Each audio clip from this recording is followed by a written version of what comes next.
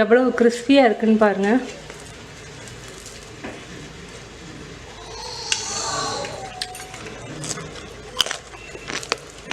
ரொம்ப நல்லாயிருக்கு.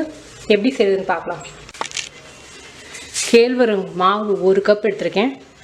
ராகி மாவு, ரவை, வறுத்த ரவை, வறுக்காத ரவை எது வேணாலும் நீங்கள் யூஸ் பண்ணிக்கலாம். 1/2 கப்பு.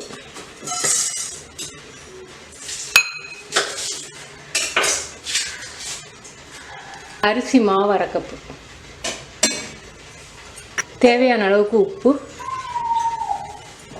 மிளகு 1 டீஸ்பூன் போட்டுக்கோங்க. ரொம்ப நைஸாக பவுட்ரு மாதிரி போடாமல் கொஞ்சம் கடிபடுற மாதிரி போடணும் மிளகு. சீரகத்தையும் கொஞ்சம் நுணுக்கி போட்டுக்குவோம். 1 டீஸ்பூன் எடுத்திருக்கேன்.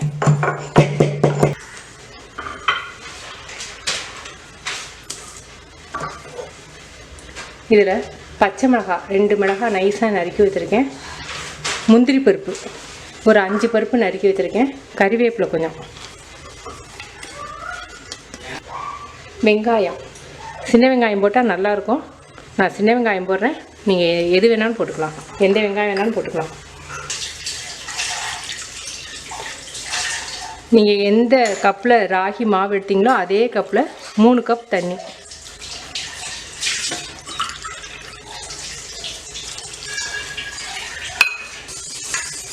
ரவை தோசைக்கு மாவு தண்ணியாக இருந்தால் தான் நல்லாயிருக்கும்.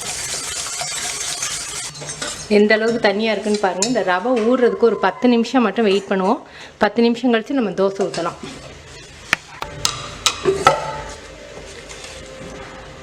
அப்போ இருந்ததுக்கு இப்போ கொஞ்சம் கெட்டியாகிடுச்சு. இன்னும் கொஞ்சம் தண்ணி சேர்த்துக்குவோம். திரும்ப ஒரு 1/4 கப் தண்ணி.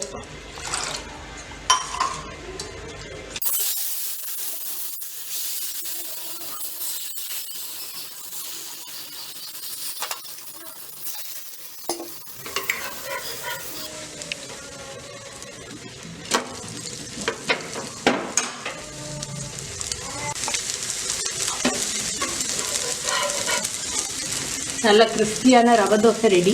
நீங்கள் செஞ்சு பார்த்துட்டு உங்கள் கமெண்ட்ஸ் எனக்கு சொல்லுங்கள். தேங்க்யூ. எவ்வளவு கிறிஸ்பியாக இருக்குன்னு பாருங்கள்.